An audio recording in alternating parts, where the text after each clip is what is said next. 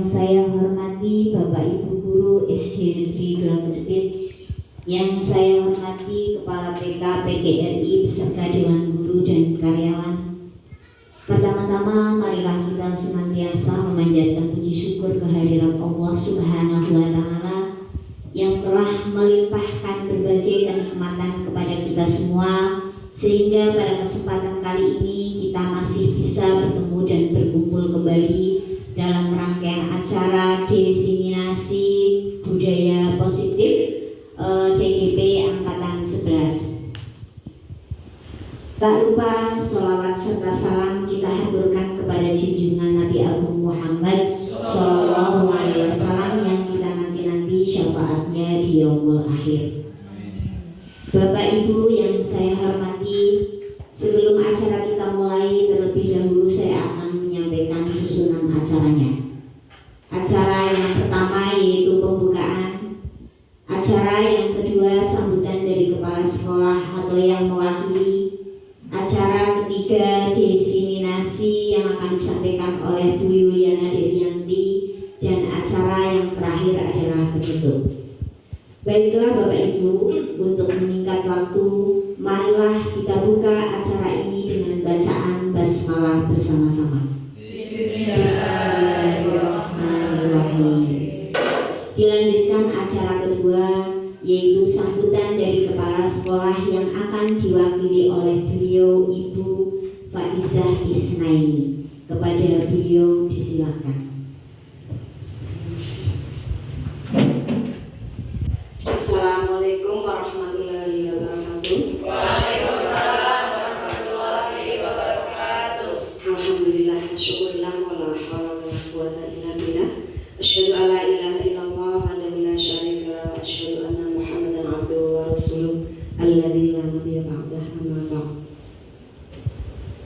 Rekan-rekan yang saya hormati, atau Dewan Guru yang saya hormati, tidak lupa senantiasa kita bersyukur kehadirat Allah karena pada saat ini kita bisa bersama-sama berkumpul di ruangan ini dalam rangka untuk mengikuti salah satu kegiatan yang nanti akan dilaksanakan oleh teman kita Ibu Yuliana Devianti. Salawat serta salam semoga tetap tercurah pada usaha kita Nabi Muhammad SAW yang telah membawa umatnya dari alam kegelapan menuju alam yang penuh dengan cahaya keimanan. Bapak Ibu yang saya hormati, sebagaimana kita ketahui bersama bahwa pada saat ini kita akan mendengarkan, mungkin lebih tepatnya pemaparan ya Bu, ya pemaparan tentang diseminasi pemahaman budaya positif. Dengan harapan nanti setelah kita mendengarkan pemaparan akan menjadi lebih paham dari materi yang disampaikan, terutama setelah itu nanti barangkali kita akan bisa bersama-sama untuk menerapkan di dalam proses pembelajaran kita masing-masing untuk meningkatkan mutu ya, meningkatkan mutu pendidikan yang ada di sekolah kita. Dan dari kegiatan ini mudah-mudahan Ibu Yuliana Devianti sudah bisa atau sudah tergerak untuk menggerakkan teman-temannya memiliki ilmu ya, memiliki ilmu yang nantinya bisa untuk memajukan siswa-siswi kita dalam pengetahuan ya, maupun juga dalam keterampilan. Dan pesan saya, marilah kita ikuti dengan baik agar apa yang disampaikan nanti oleh Ibu Yuliana Devianti dapat kita serap secara bersama-sama dan dapat kita manifestasikan di dalam proses pembelajaran, sehingga nantinya kita akan bisa bersama-sama meraih kesuksesan demi anak-anak kita di sekolah yang kita pegang, begitu ya. Kemudian setelah itu nanti barangkali kita akan ada semacam komunikasi ya, mungkin ada yang mau menanyakan, ada yang mau ditanyakan dan lain sebagainya. Ya mari kita ikuti sampai acara ini tuntas, begitu ya Ibu, Bapak Ibu. Ya. Barangkali itu saja yang bisa saya sampaikan. Mudah-mudahan acara ini bisa berjalan dengan lancar dari awal sampai akhir. Apabila ada kata-kata yang kurang berkenan, mohon untuk dimaafkan. Akhirul qali hadza, assalamualaikum warahmatullahi wabarakatuh. Waalaikumsalam warahmatullahi wabarakatuh. Terima kasih atas sambutan yang sudah disampaikan oleh Ibu Faizah Isnaini. Untuk acara selanjutnya, yaitu acara yang ketiga, diseminasi budaya positif yang akan disampaikan oleh Saudari Ibu Yuliana Devianti. Kepada beliau disilahkan.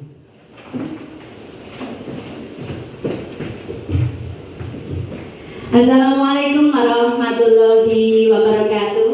Waalaikumsalam warahmatullahi wabarakatuh. Alhamdulillahirabbil alamin. Assalatu wassalamu ala asrofil anbiya'i wal mursalin wa ala alihi washabbihi ajma'in, amma ba'du.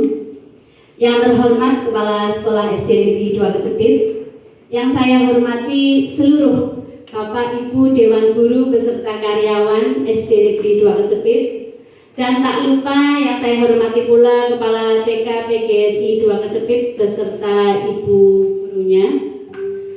Marilah sholawat dan salam kita curahkan kepada junjungan Nabi Muhammad Sallallahu Alaihi Wasallam, yang semoga semua yang ada di sini akan mendapatkan syafaatnya di yaumul kiamah. Allahumma.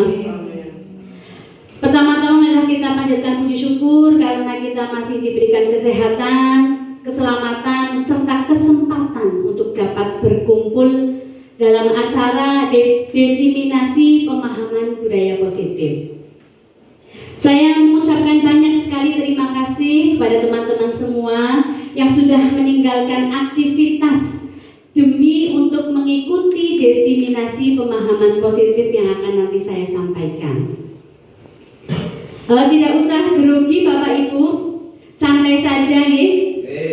Salam dan bahagia. Ya, ini adalah kalimat yang sering sekali kita dengar saat kita membuka platform Merdeka Mengajar. Ya, atau tidak Bapak Ibu? Ya. Tadi kan teman-teman sudah pada buka semua ya, sudah pada belajar. Salam dan bahagia. Pasti diawali dengan salam dan bahagia. Ini ada artinya Bapak Ibu. Jadi kenapa itu kalimat dipakai? Salam itu artinya keselamatan. Keselamatan secara lahir, secara raganya. Kemudian bahagia itu adalah keselamatan batinnya. Jadi diharapkan ketika Bapak Ibu mendengar salam dan bahagia, itu adalah doa yang disampaikan agar kita bahagia selamat secara lahir dan bahagia secara batin. Maka sebelum kita mulai, mari kita tersenyum terlebih dahulu. Nah, berikan senyuman manisnya agar kita mengekspresikan kebahagiaan pada hari ini.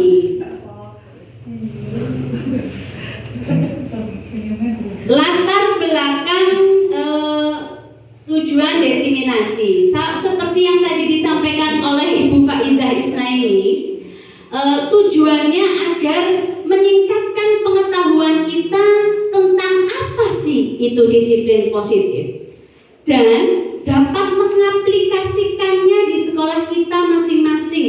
Itu adalah tujuan saya menyampaikan diseminasi pada siang hari ini. Latar belakangnya kenapa saya kok harus melakukan diseminasi itu karena belum menyeluruhnya pemahaman tentang budaya positif. Kesepakatan bersama. Jadi sebelum mengikuti kegiatan, mari kita membuat kesepakatan terlebih dahulu. Bagaimana kalau HP-nya itu di silent? Kira-kira sepakat atau tidak? Sepakat. Oke, terima kasih.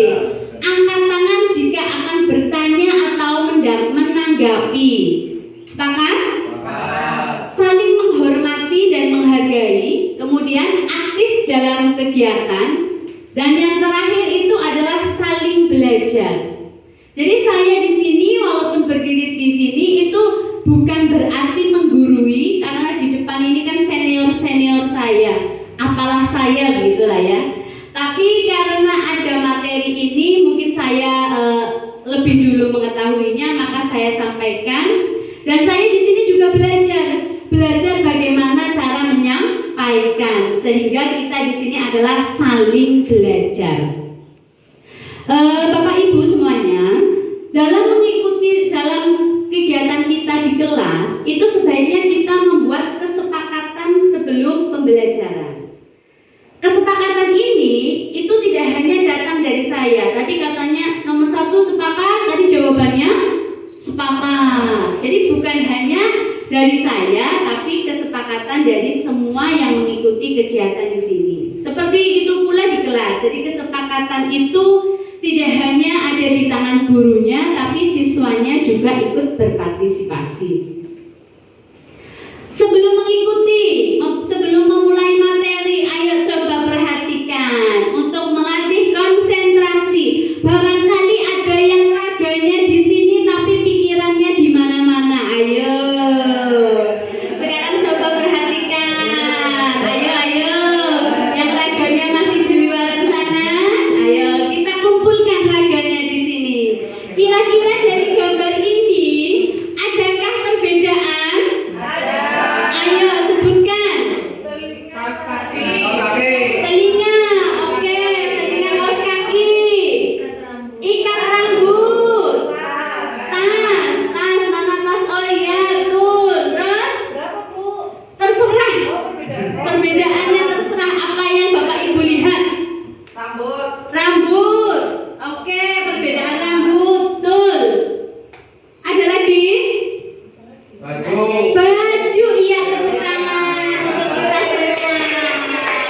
Ternyata sudah fokus, ternyata raganya tidak kemana-mana ya.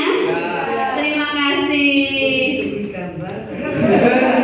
Latar belakang budaya positif. Dari mana sih asalnya budaya positif itu? Jadi menurut Ki Hajar Dewantoro, bahwa guru itu diibaratkan petani yang menanam padi, memelihara, menyiangi, menyirami, sehingga menghasilkan bibit padi yang berkualitas. Sama dengan kita sebagai guru, sebagai pendidik, bahwa kita itu ibarat petani tadi, memberikan perhatian, memberikan pemahaman, kemudian kadang-kadang kita menyiangi rumput-rumput yang tidak harusnya muncul di situ, ya. Itu adalah tugas kita, diibaratkan sebagai petani. Kemudian tanahnya atau sawahnya itu diibaratkan sekolah kita. Jadi kita sebagai petani itu harus membuat tanah itu menjadi subur. Diawali dengan dipacul terlebih dahulu, dicampur, di traktor, diberi air agar tidak ada beledak-beledak ya, bahasa Inggrisnya itu. Nah, sama di sekolahan kita juga seperti itu. Bagaimana sih cara kita membuat sekolah kita ini menjadi nyaman, aman, menyenangkan? Gurunya saja misalnya kalau bertemu dengan sesama teman, lah bagaimana kita mau nyaman kalau di sekolah kita tidak ada budaya positif? Bagaimana siswa kita bisa nyaman kalau dengan teman-temannya ada beberapa gesekan, ada permasalahan? Sehingga dibutuhkan adanya budaya positif. Nanti yang akan saya sampaikan adalah perubahan paradigma belajar. Sekarang kita menggunakan kurikulum Merdeka. Di dalam kurikulum Merdeka ini ada beberapa paradigma perubahan belajar. Ada disiplin positif, hukuman, sanksi, dan restitusi. Ada kebutuhan dasar, motivasi perilaku, ada posisi kontrol, ada keyakinan kelas, dan ada segitiga restitusi. Sekarang saya akan memberikan pertanyaan pemantik terlebih dahulu. Apakah menurut Bapak Ibu hukuman bisa mendisiplinkan anak? Ayo coba. Oh boleh. Iya, belum tentu. Itu ada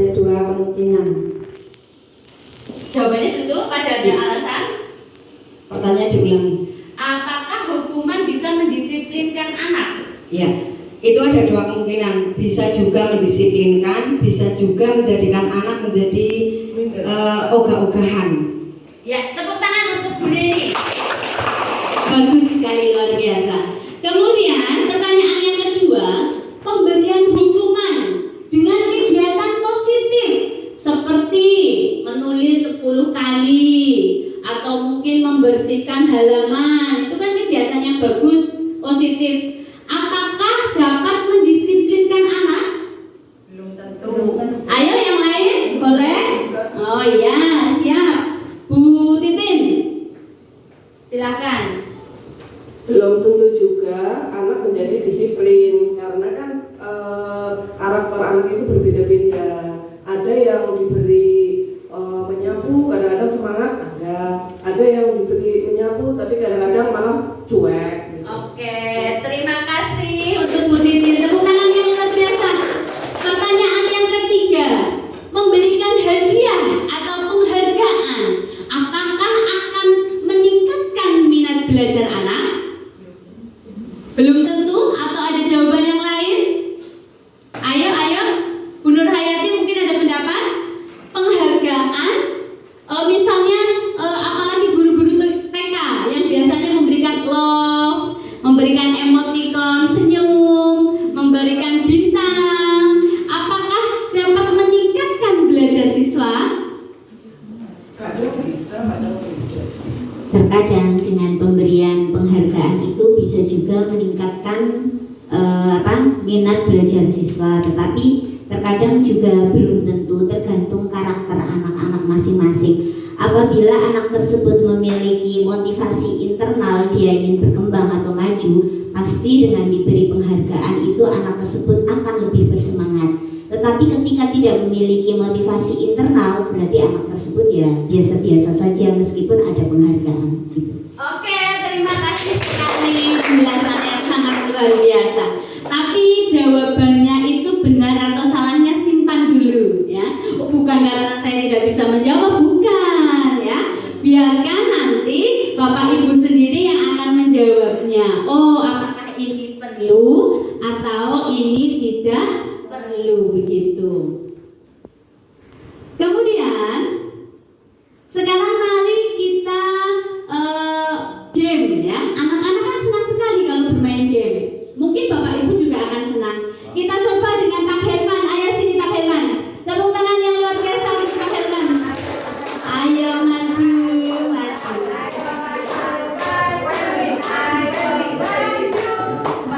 Iya, Pak Herman.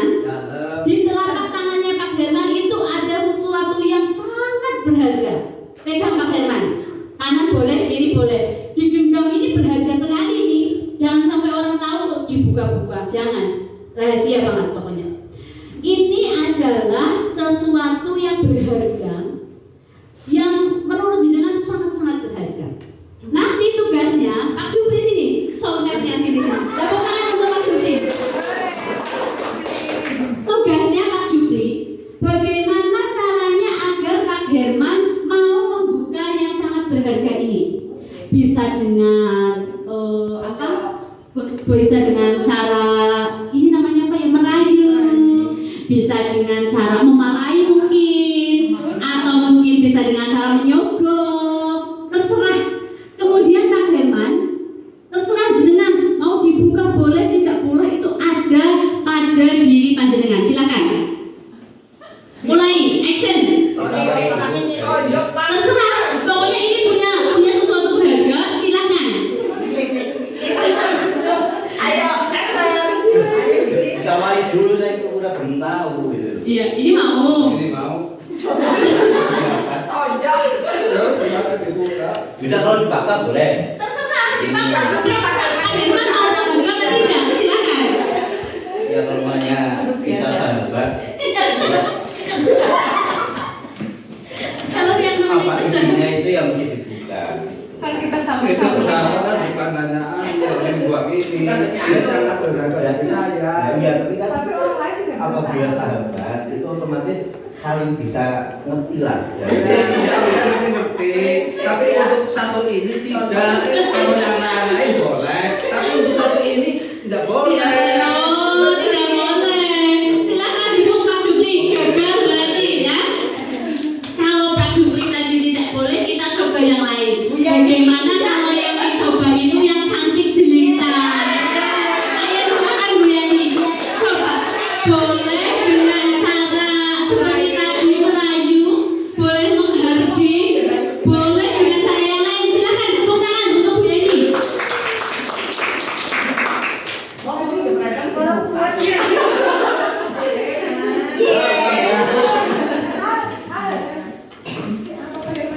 Ini sangat berharga bagi aku.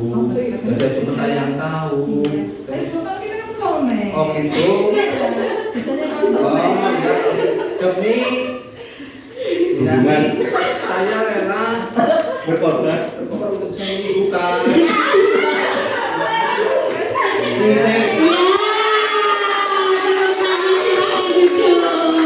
Terima kasih Pak Herman, terima kasih Bu Yani. Nah, tadi kegiatan itu senang apa senang? Coba deh Bapak Ibu lakukan itu di kelas, pasti akan senang juga, ya. Dalam kegiatan tadi itu yang menginginkan membuka atau menutup itu kendalinya ada pada siapa? Iya, tepat sekali. Jadi yang bisa mengontrol diri itu hanya diri kita sendiri, bukan dari orang lain. Walaupun Pak Jupri sudah, kita kan sahabat, ya tidak. Tapi ketika dengan Bu Yani, ternyata mau kontrolnya itu bukan karena Bu Yani yang cantik, tapi karena kendali dirinya Pak Herman yang tidak bisa mengendalikan dirinya. Jadi kendali untuk membuka atau tidaknya itu ada pada diri kita sendiri. Nah, sama dengan perubahan paradigma belajar kita. Ilusi guru mengontrol murid. Kita sebagai guru bisa mengontrol murid. Seperti tadi Bu Yani bisa mengontrol Pak Herman misalnya. Itu hanyalah sebuah ilusi saja. Sebenarnya kita tidak bisa mengontrol siswa kita. Yang bisa mengontrol siswa itu adalah diri siswa masing-masing. Mau dan tidaknya itu ada pada dirinya. Ini perubahan yang dulunya mengira bahwa guru itu mengontrol murid. Yang perubahan yang kedua, ilusi bahwa kritik membuat merasa bersalah. Saya tidak mau mengkritik. Nanti kalau dikritik dia akan sakit hati. Itu hanyalah sebuah ilusi. Padahal kritik itu bisa saja membangun. Bagaimana saja caranya kita menyampaikan. Kemudian ilusi bahwa semua penguatan positif itu efektif dan bermanfaat. Penguatan positif itu contohnya apa? Penguatan positif itu contohnya ketika dia tidak bisa mengerjakan. Saya kasih bintang 3 ya. Menganggap bahwa setelah diberi bintang 3 itu akan bermanfaat. Padahal itu tidak seperti itu. Bisa saja dia diberikan bintang hanya akan menyenangkan gurunya, hanya akan agar tidak dimarahi, seperti itu. Jadi penguatan positif itu tidak selalu bermanfaat. Ilusi bahwa orang dewasa memiliki hak untuk memaksa. Seperti zaman dahulu, orang tua adalah segala-galanya. Menikahlah dengan si dia, manut. Menikahlah dengan si itu, manut. Kita sebagai guru juga seperti itu. Kamu itu murid, kamu itu harus manut dan taat kepada saya.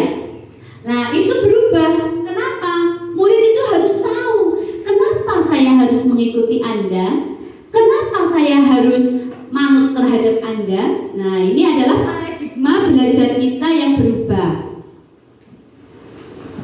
Ini adalah perubahan paradigma stimulus respon ke teori kontrol. Jadi dengan kurikulum Merdeka ini yang dulunya stimulus respon berubah menjadi posisi kontrol atau teori kontrol. Ini di layar ada perubahan-perubahannya. Stimulus respon itu kebutuhan kita sama. Pada teori kontrol itu kebutuhan kita berbeda-beda. Setiap anak 30 siswa itu kebutuhannya berbeda-beda. Tidak ada yang kebutuhannya sama. Semua orang melihat hal yang sama. Setiap orang memiliki gambaran yang berbeda. Zaman dahulu kala ketika kita melihat gunung-gunung pasti warnanya biru. Tapi coba perhatikan sekarang. Banyak kok anak-anak kita yang membuat gunungnya berwarna oranye atau abu-abu. Sesuai dengan apa yang anak-anak itu lihat. Saya kan abu-abu Bu, soalnya gunung itu kan seperti batu. Nah itu. Kemudian ada kita mencoba mengubah orang berpandangan sama dengan kita. Kalau posisi kontrol, kita berusaha memahami pandangan orang lain tentang dunia. Jadi jangan memaksakan pemikiran kita. Itu posisi stimulus respon. Tapi bagaimana kita memahami cara pandang orang lain. Perilaku buruk dilihat sebagai suatu kesalahan.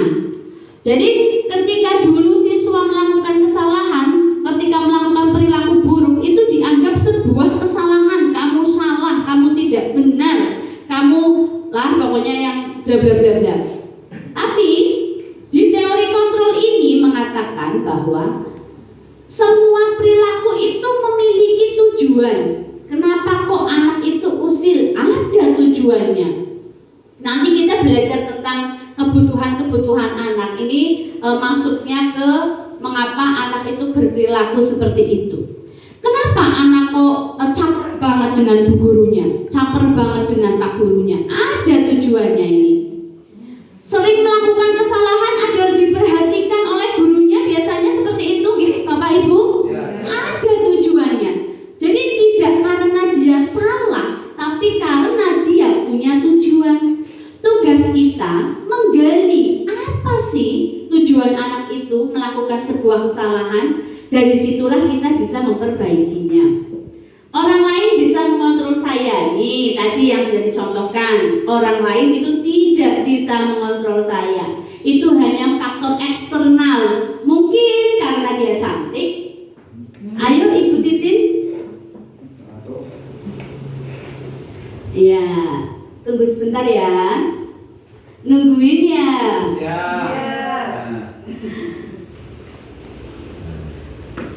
Selanjutnya, pemaksaan pada saat bujukan gagal. Untung tadi Pak Jupri tidak memaksa. Bukan kamora, bukan anggerora, bukan awas semua ya.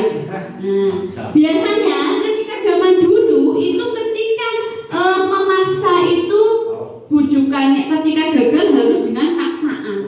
Kalau sekarang itu modelnya berkolaborasi dan konsensus menciptakan pilihan-pilihan. Kok kamu tidak suka ini kenapa? Bu, saya kan tidak bisa olahraga, saya gemuk begini, kok saya disuruh lari Bu? Saya yang lain saja. Nah, di situ ada pilihan-pilihan. Yang terakhir, mode berpikir menang kalah. Kalau zaman dahulu itu pikirannya ya menang, saya yang menang atau dia yang kalah. Kalau sekarang itu menang-menangan. Orang mana sih kalah. Nah, ini pertanyaan pemantik kembali. Jangan terpesona dengan gambar saya ya. Itu sudah beberapa kali melakukan editing kok ya. Menurut Bapak Ibu, apakah makna kata disiplin? Ayo, disiplin itu apa? Pernahkah menerapkan disiplin? Ayo, Bu Siti coba ini yang tadi kelihatannya itu disiplin sekali ini. Yo, silakan. Disiplin itu menurut saya bertindak sesuai dengan aturan. Iya, pernahkah menerapkan disiplin? Pernah. Iya, contohnya? Berangkat tepat waktu, memakai seragam sesuai dengan aturan. Oke, tepuk tangan sekali. Luar biasa. Terima kasih Bu Siti. Nah, mari kita belajar apa sih itu disiplin. Kurang besar ya, mohon maaf. Jinai mengatakan arti kata disiplin itu berasal dari bahasa Latin yang artinya belajar. Wah, jauh apa jauh itu? Iya. Disiplin itu sebenarnya dari bahasa Latin yang artinya belajar untuk mencapai tujuan yang mulia. Tapi semua orang, kebanyakan sekarang itu disiplin itu adalah menjadi budaya kita, menjadi berubah sesuatu yang dilakukan seseorang kepada orang lain untuk mendapatkan kepatuhan, ya. Jadi kita membuat orang lain agar patuh terhadap aturan. Itu tidak, kenapa sekarang kebanyakan berpikir seperti itu? Karena ketika kita tidak bisa mendisiplinkan diri, maka kita butuh orang lain untuk mendisiplinkan diri kita. Butuh aturan agar bisa mendisiplinkan diri kita. Itu adalah faktor eksternal, faktor dari luar, agar membuat kita dapat mencapai tujuannya. Perlu diingat-ingat kembali bahwa disiplin artinya belajar. Belajar apa?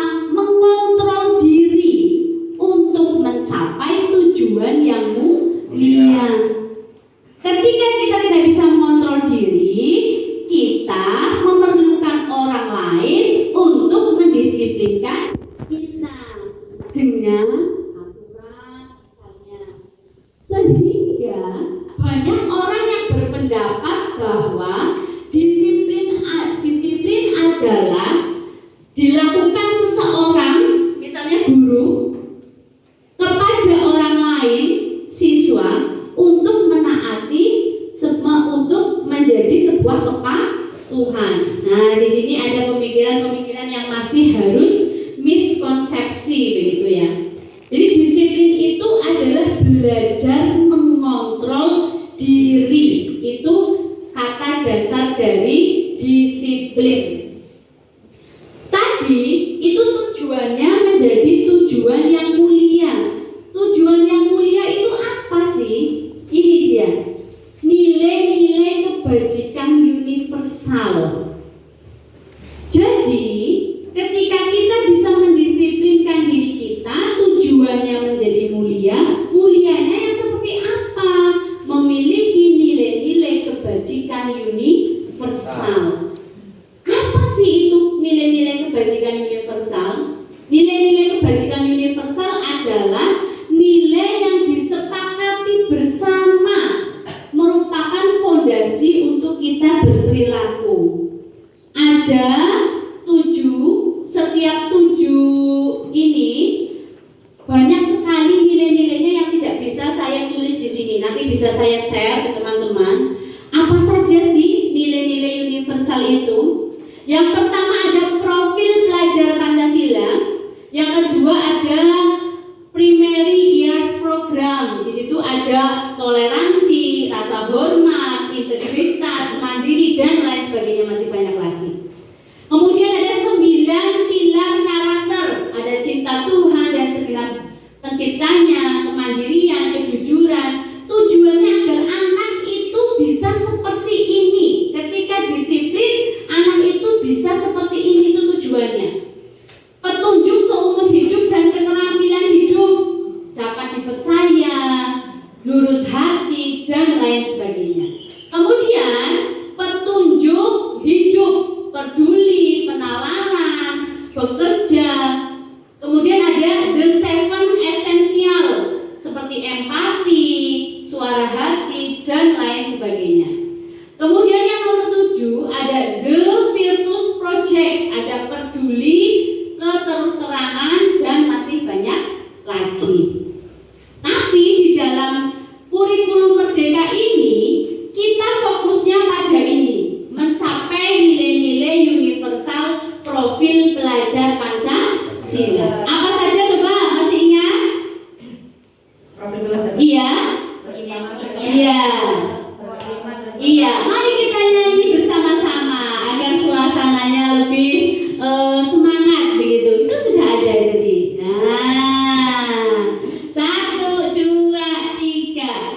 Asrofil pelajar Pancasila, beriman dan bertakwa, berkebinekaan besar dan berakhlak mulia, berkebinekaan global, gotong royong mandiri, kreatif dan bernalar kritis. Tepuk tangan untuk kita semuanya.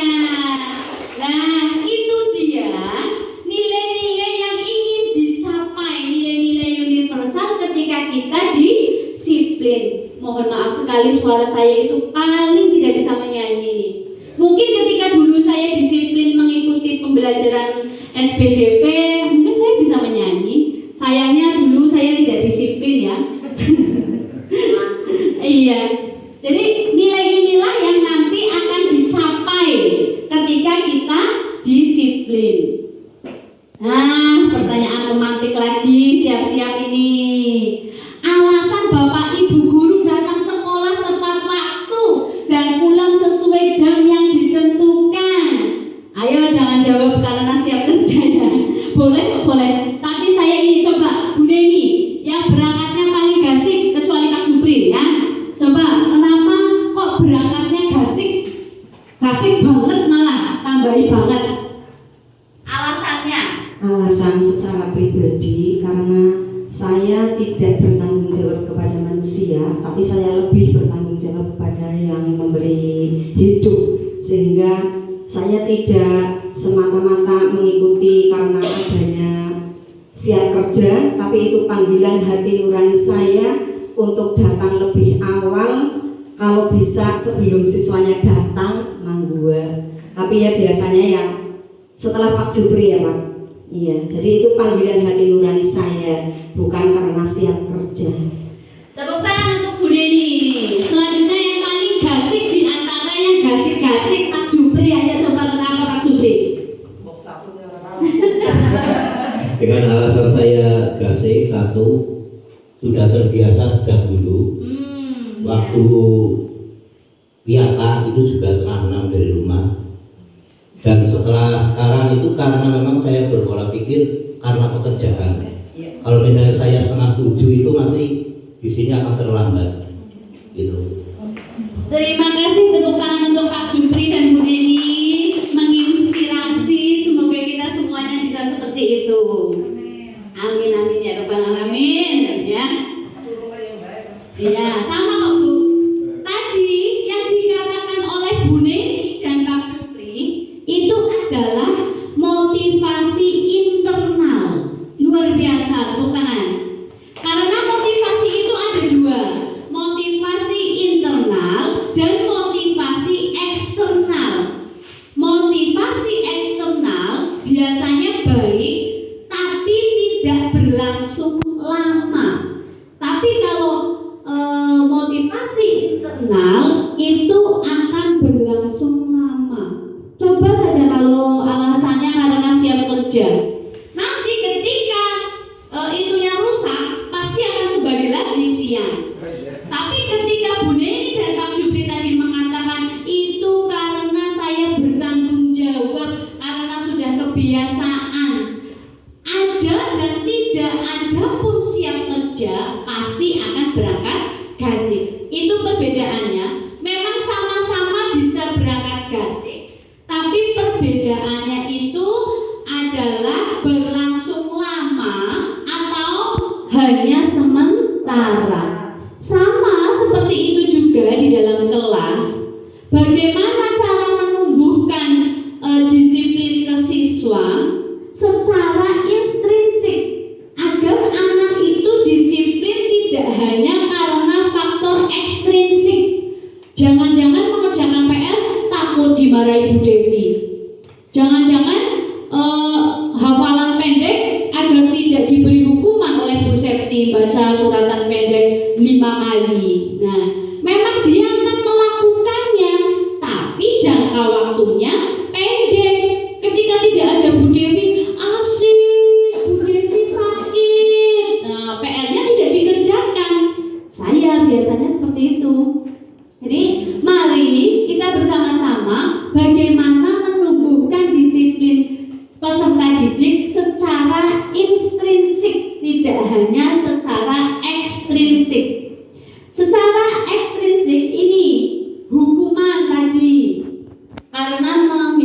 hukuman karena ingin mendapatkan penghargaan.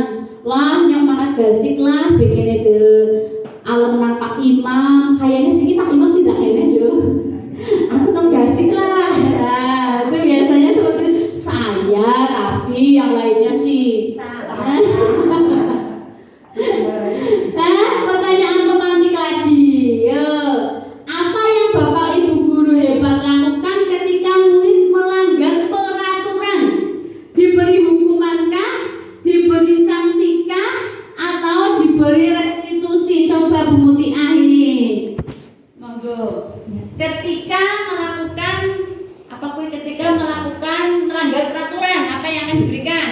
Ya, ketika ada anak yang melanggar peraturan, ya sebaiknya terlebih dahulu diberi nasihat, kemudian ya disuruh untuk melaksanakan disiplin yang lebih baik lagi. Ya, berarti diberi hukuman, sanksi atau restitusi? Hukuman. Oke. Tepuk tangan untuk Bu Mutia. Tidak masalah, tidak ada jawaban yang salah dan benar kok. Tadi kita kan di awal sudah tidak ada menang dan kalah, semuanya menang dan menang Pak Herman. Nah, ya, ketika kita melanggar peraturan, apakah diberi hukuman, apa diberi sanksi, atau diberi restitusi? Nah, hukuman kita sudah sering dengar, sanksi juga sering dengar.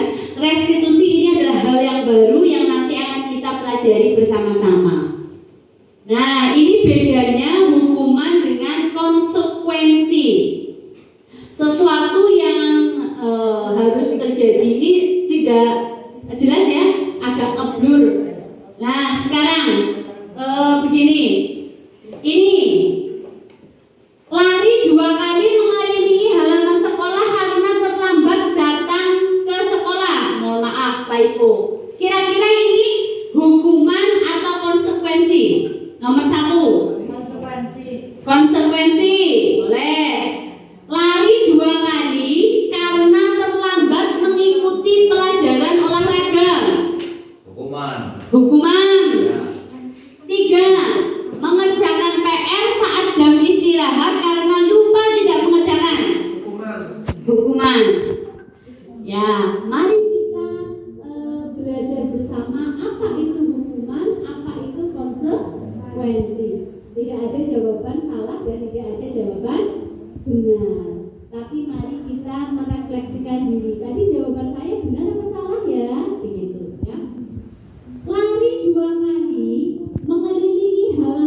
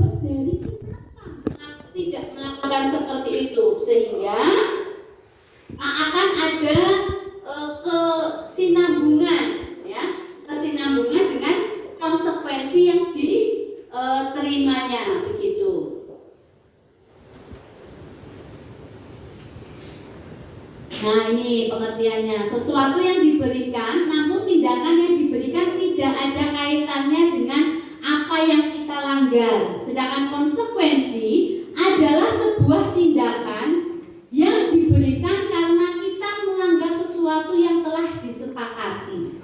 Nah, ini dia restitusi barang baru. Sudah ada yang paham restitusi ini? Belum. Mari kita belajar bersama-sama tentang restitusi. Restitusi adalah dialog, diskusi, bertujuan untuk memecahkan masalah, untuk memperbaiki kesalahan. Di antara ini ketiga, yang paling baik dilakukan adalah restitusi. Diberi hukuman, mungkin siapa yang sering memberikan hukuman? Saya pernah. Tidak mengerjakan PR sana, kerjakan di luar, di perpustakaan, itu hukuman. Kenapa? Sudah tidak mengerjakan PR, sedang pembelajaran, disuruh keluar lagi, kan tambah ketinggalan pelajarannya.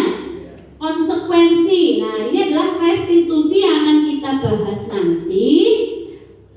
Restitusi itu dialog, ngobrol, berdiskusi untuk memecahkan masalah. Nih, pertanyaan pemantik lagi. Apa yang Bapak Ibu guru hebat pernah memberi hadiah atau penghargaan karena telah melakukan sesuatu ini? Pernah apa tidak? Pernah Bu Memi coba, ya pernah memberikan apa? Uang 10 juta apa? Mainan.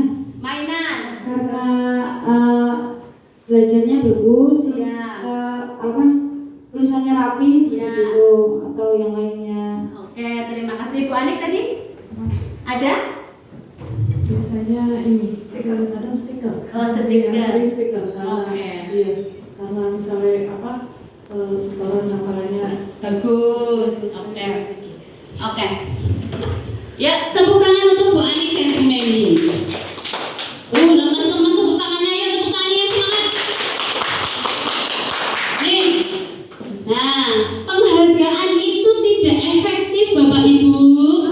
Sebenarnya penghargaan itu tidak efektif. Kenapa kok dikatakan tidak efektif? Karena penghargaan itu akan merusak hubungan.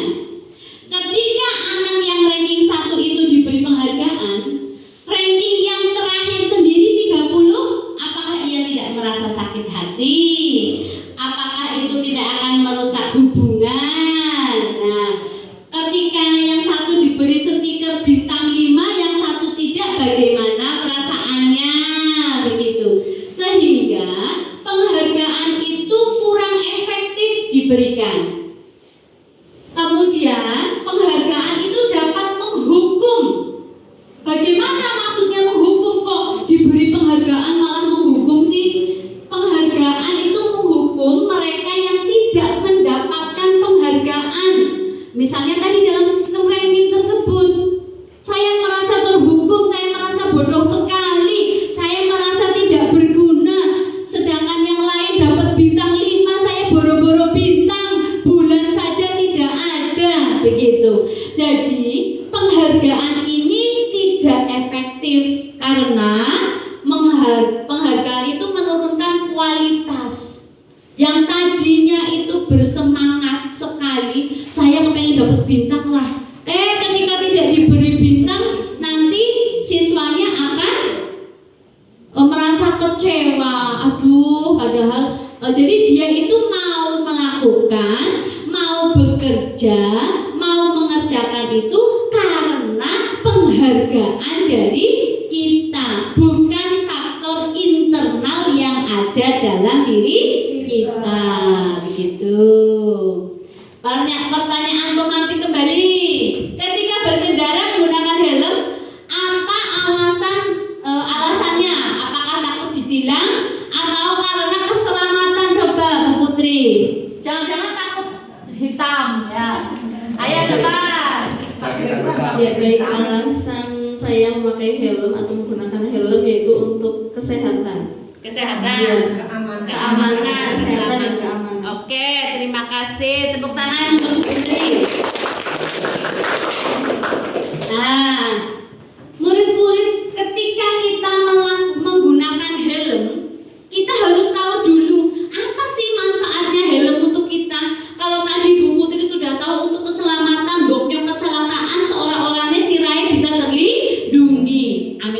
Bang? Baik. Nah, dia tahu bahwa aturan itu perlu untuk apa? Nah, sama seperti murid juga perlu mendengar dan memahami arti sesungguhnya tentang peraturan yang diberikan. Diharapkan anak-anak itu mematuhi aturan bukan karena takut peraturan, tapi karena nilai-nilai kebajikan di balik peraturan tersebut.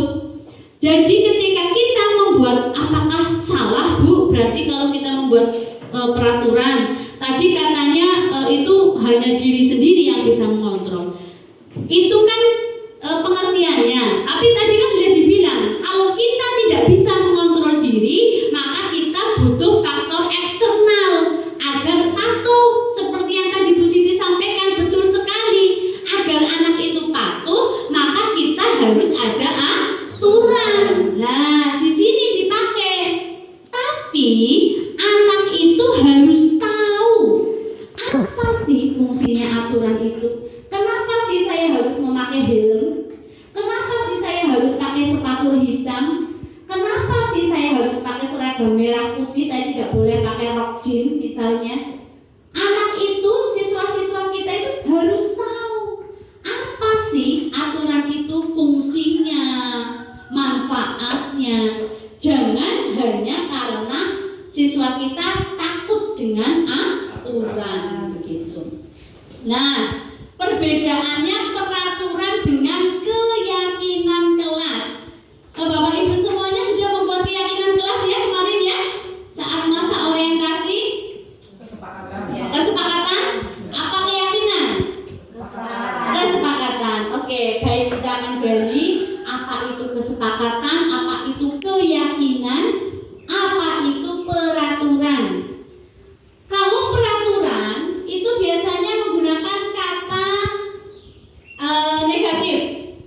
Dilarang mengganggu orang lain, dilarang melakukan kekerasan, dilarang menggunakan narkoba, menggunakan masker. Nah, ini adalah peraturan.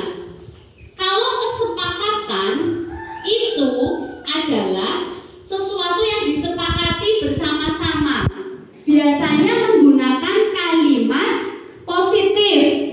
Nah, dilarang mengganggu orang lain, berarti bisa dirubah menjadi siswa diharapkan menghargai dan menghormati orang lain. Nah, sekarang bedanya dengan keyakinan. Keyakinan ini adalah nilai kebajikan yang dituju. Tadi di atas kan kita sudah belajar nilai-nilai universal. Nah, di sini itu nilai apa yang akan dituju? Tadi kan ada bertanggung jawab, ada mandiri, beriman, gotong royong, dan masih banyak lagi. Nah, ini selalu kembalikan buku ke tempatnya. Ini nilai keyakinannya, keyakinan kelas berarti bertanggung jawab. Semua siswa harus bertanggung jawab. Dilarang mengganggu orang lain, berarti keyakinan kelasnya menghormati orang lain dan diri sendiri. Kalau keyakinan itu adalah nilainya, nilai universal yang ingin kita dapatkan. Ini kalau keyakinan. Kalau peraturan biasanya dibuat secara sendiri gurunya. Kalau kesepakatan itu dibuat bersama-sama, namun biasanya bahasanya itu belum mengerucut seperti tadi. Yuk, kesepakatan pembelajaran hari ini mematikan mensilentkan HP, itu kan masih mengerucut, belum luas. Itu kalau kesepakatan. Nah, pembentukan keyakinan kelas bersifat lebih abstrak daripada peraturan, lebih rinci dan konkret. Kalau peraturan itu tadi lebih rinci, kalau keyakinan itu lebih abstrak. Keyakinan kelas itu berupa pernyataan-pernyataan umum yang dibuat dalam bentuk kalimat positif. Ingat, membuat keyakinan kelas harus menggunakan kalimat positif. Tidak boleh ada kata tidak, dilarang, jangan, itu tidak boleh. Keyakinan kelas tidak dibuat dalam jumlah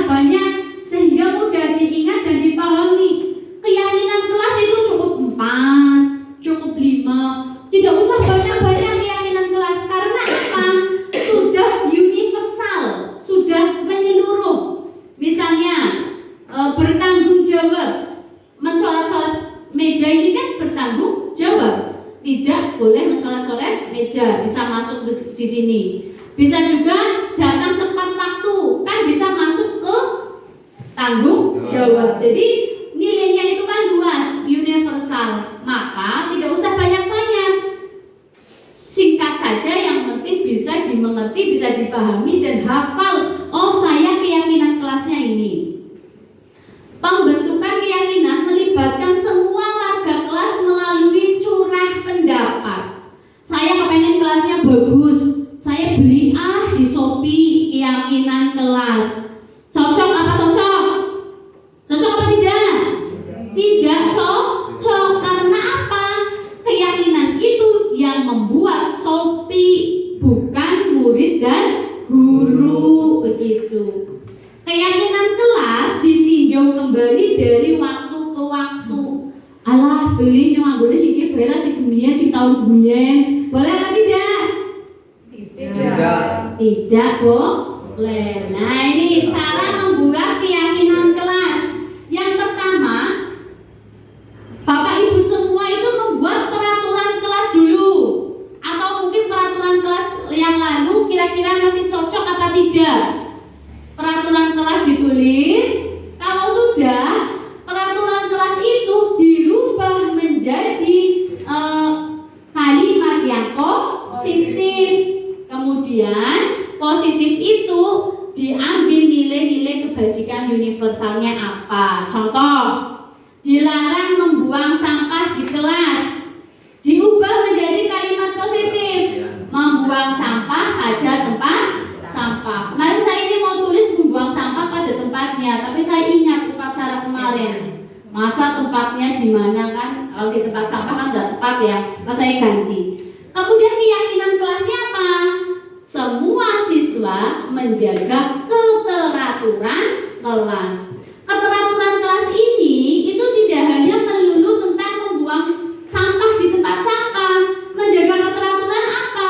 Bisa mengembalikan buku pada tempatnya, bisa menata tempat meja kursi pada tempatnya, itu bisa masuk ke sini. Jadi lebih universal. Dilarang membuat gaduh di dalam kelas, ini peraturannya. Dari sini dirubah menjadi kalimat positif, menjaga ketenangan dalam pembelajaran. Nah, ini keyakinannya bisa masuk ke sini, menjaga keteraturan kelas. Tidak gaduh kan kelasnya jadi teratur. Jadi dua peraturan ini bisa satu keyakinan, seperti itu. Nah, kenapa sih orang biasanya itu melanggar aturan?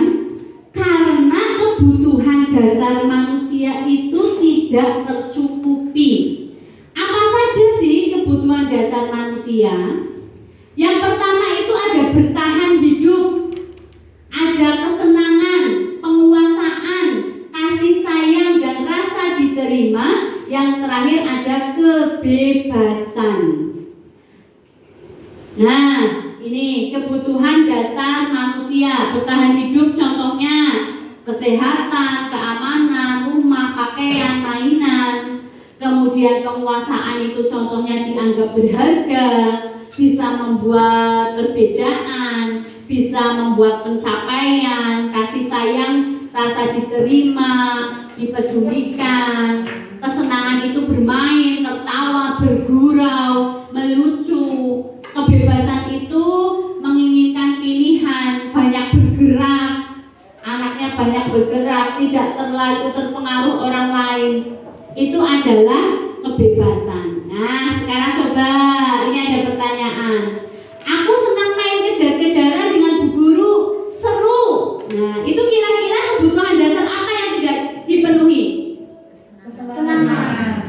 Kesenangan. Yuk kita simpan. Ibu guru bilang, aku tidak boleh bersenandung sewaktu mengerjakan tugas. Katanya kelas harus tenang, tidak ada suara. Kan tidak seru, jadi kan tidak seru jadinya. Apa? Kebebasan. Ibu kejar aku karena ibu sayang aku. Apa? Kasih sayang atau rasa diterima? Boleh.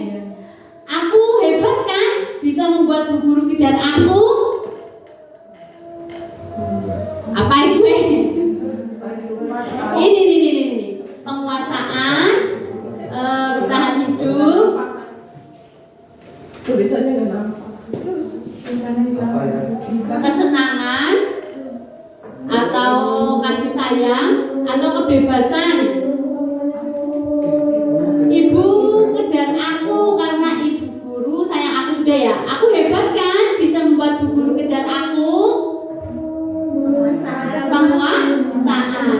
Aku bosan belajar mewarnai terus di dalam kelas. Aku bosan. Yo, ini dia jawabannya. Aku senang main kejar-kejaran dengan bu guru, seru itu kesenangan. Dia butuh bersenang-senang. Katanya harus tenang, tidak ada suara, kan tidak seru. Itu juga butuh kesenangan. Bu guru kejar aku. Ibu kan bu guru sayang aku.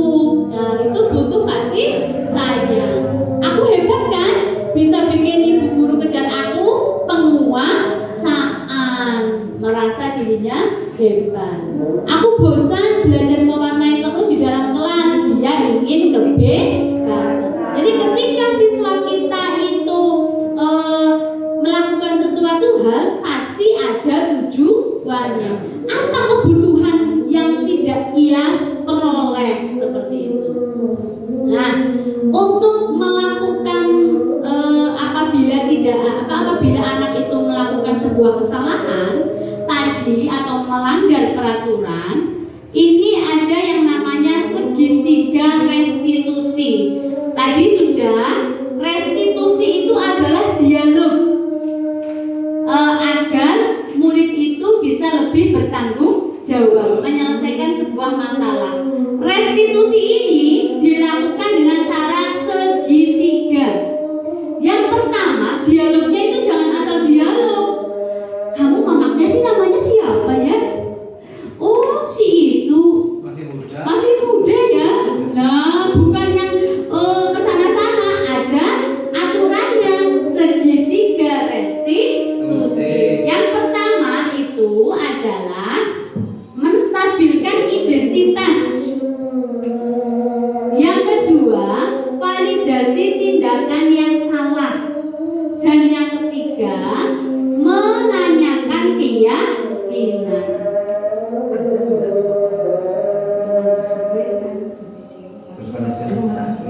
Ya, ini ya katanya dulu. Sebentar ya.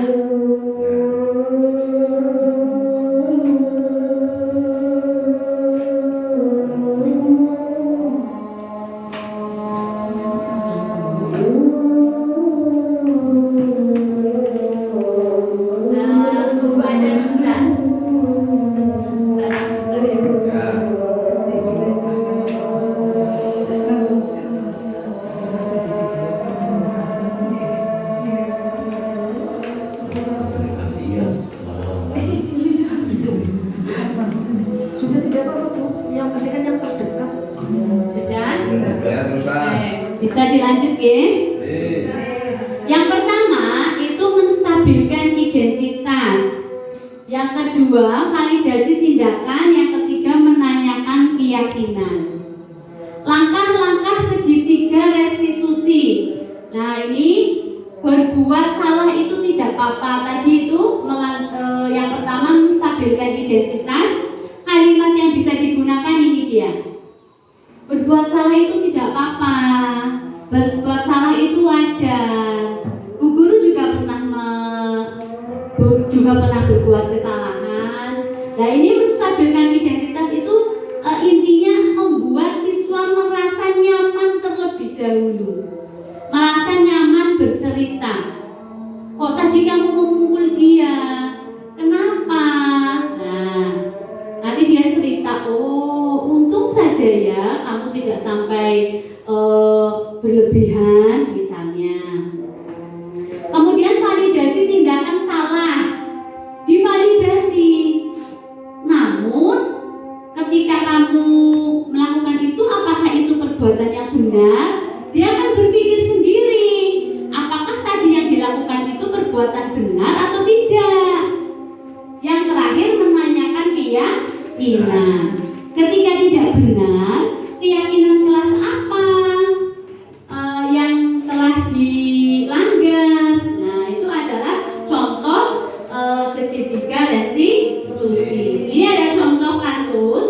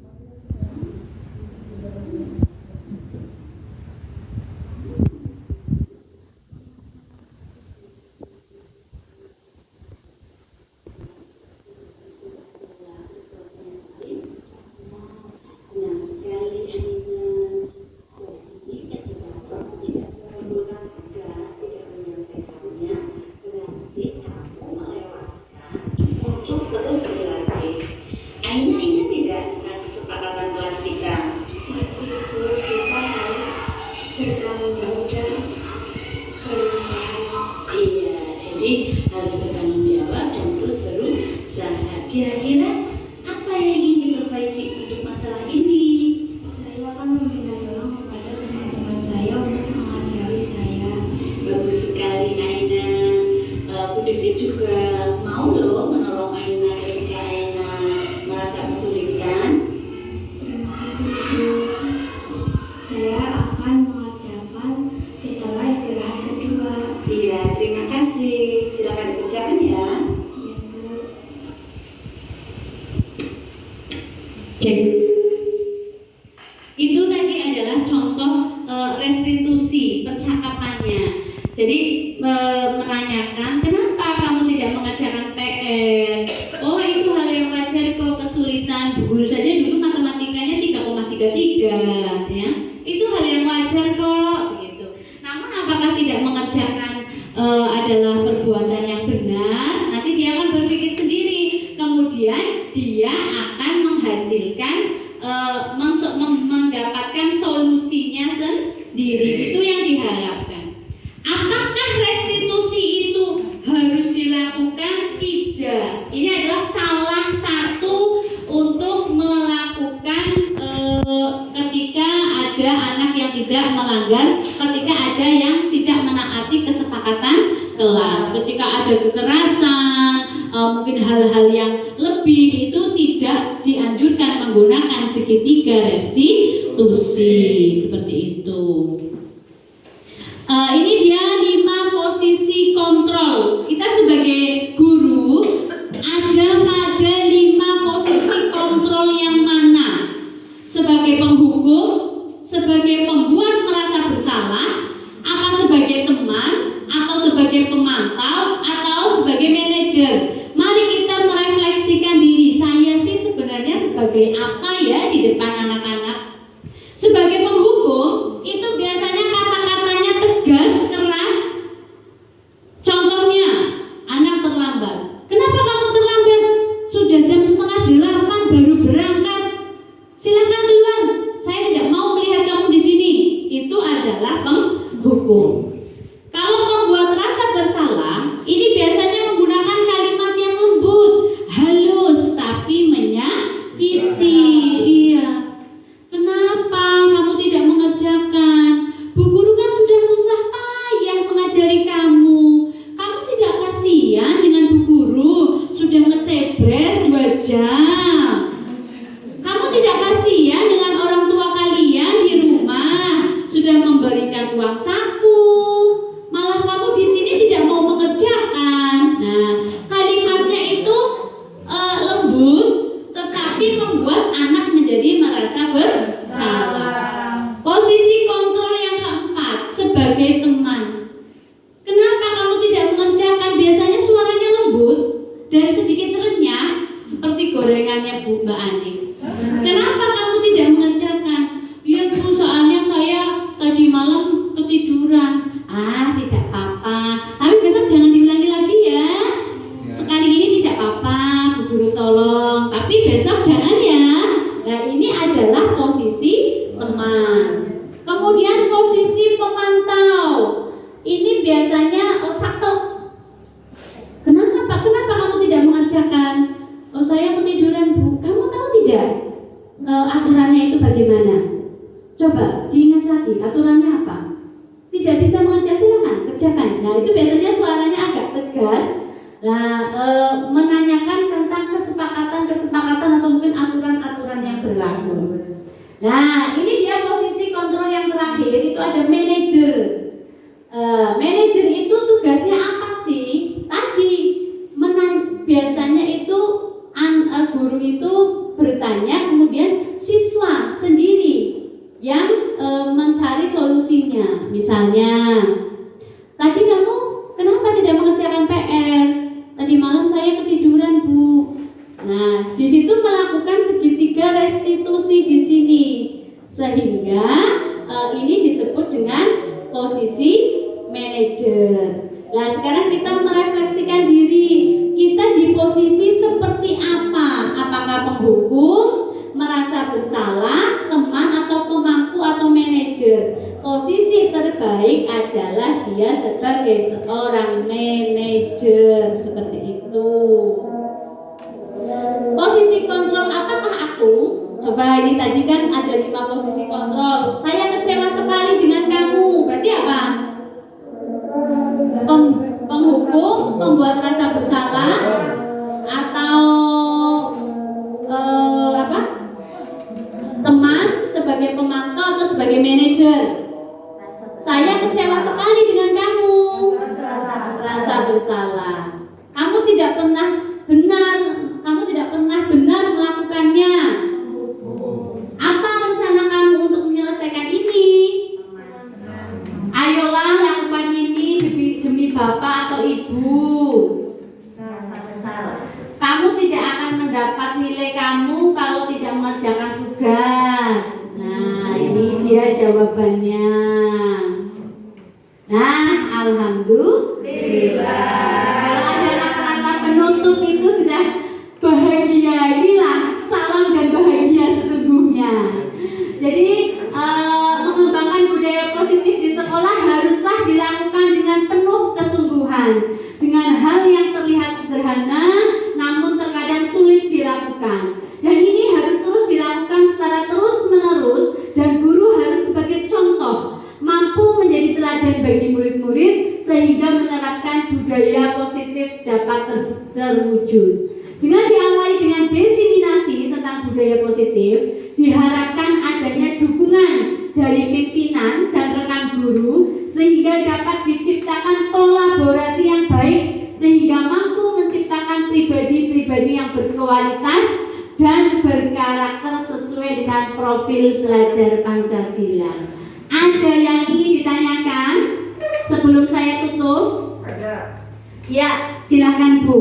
Tadi ada pembahasan tentang 5 kebutuhan dasar. Saya akan bertanya, apakah ketika 5 kebutuhan dasar sudah terpenuhi, siswa tersebut sudah memiliki disiplin tinggi? Ya. Tepuk tangan, luar biasa sekali pertanyaannya. Apakah ketika 5 kebutuhan dasarnya itu sudah tercukupi? Apakah itu bisa dikatakan menjadi anak yang disiplin? Disiplinnya tinggi lagi? Jawabannya sama seperti awal-awal Bapak Ibu menjawab, belum tentu. Karena tadi sudah dibilang ada faktor intrinsik dan faktor ekstrinsik. Mungkin 5 kebutuhan dasar itu sudah terpenuhi, berarti itu faktor intrinsik. Tapi faktor ekstrinsiknya, dia berteman dengan siapa, dia bergaul dengan siapa, bagaimana lingkungannya, itu juga mempengaruhi. Contoh, kulit sapi jika bertemu dengan orang-orang penebuh beduk, itu pasti akan ditotoki terus, digebuki terus. Tapi kulit sapi jika untuk ini bukan ini loh, Al-Quran, apa itu samaknya, covernya, pasti akan diciumi terus. Nah, seperti itu juga manusia. Jika faktor intrinsiknya sudah, tapi faktor ekstrinsiknya tidak tepat, ya tidak bisa dikatakan itu bisa menjadi anak yang disiplin tingkat tinggi. Ada lagi? Oke, Bu Neni silakan. Terima kasih dari pemaparan yang telah disampaikan oleh beliau Ibu Yuliana Divianti. Itu sangat bagus ya tentang diseminasi pemahaman budaya positif. Di sini saya akan menanyakan bagaimana penerapan disiplin positif di kelas 5 yang notabene itu adalah kelas yang dipegang langsung oleh Bu Yuliana Divianti. Oke, terima kasih sekali untuk Bu Neni. Disiplin positif yang saya lakukan, pertama di awal saya membuat keyakinan kelas terlebih dahulu, membuat kesepakatan kelas terlebih dahulu. Kemudian saya membuat suasana menjadi nyaman, bisa enak untuk belajar mengajar. Kemudian saya juga mengupgrade diri saya untuk terus belajar bagaimana mengelola kelas yang menyenangkan sehingga menumbuhkan faktor intrinsik dari dalam, seperti itu. Dan kemudian saya menggunakan restitusi segitiga berkontribusi dalam memecahkan sebuah permasalahan ketika siswa saya melanggar kesepakatan yang telah kita buat bersama-sama. Demikian, ada lagi? Cukup? Saya akhiri materi diseminasi pada siang hari ini. Saya ucapkan sangat terima kasih kepada Bapak Ibu semuanya yang sudah mendengarkan saya dalam menyampaikan. Terima kasih untuk anak-anak saya yang menjadi merekam kegiatan pada siang hari ini. Semoga amal ibadah anak-anak semuanya bisa dicatat menjadi ibadah pada kegiatan siang hari ini. Apabila dalam saya menyampaikan ada kata-kata yang kurang berkenan, tingkah laku saya yang tidak pas, saya mohon maaf. Saya akhiri, billahi taufiq wal hidayah. Wassalamualaikum warahmatullahi wabarakatuh. Waalaikumsalam warahmatullahi wabarakatuh. Salam dan bahagia.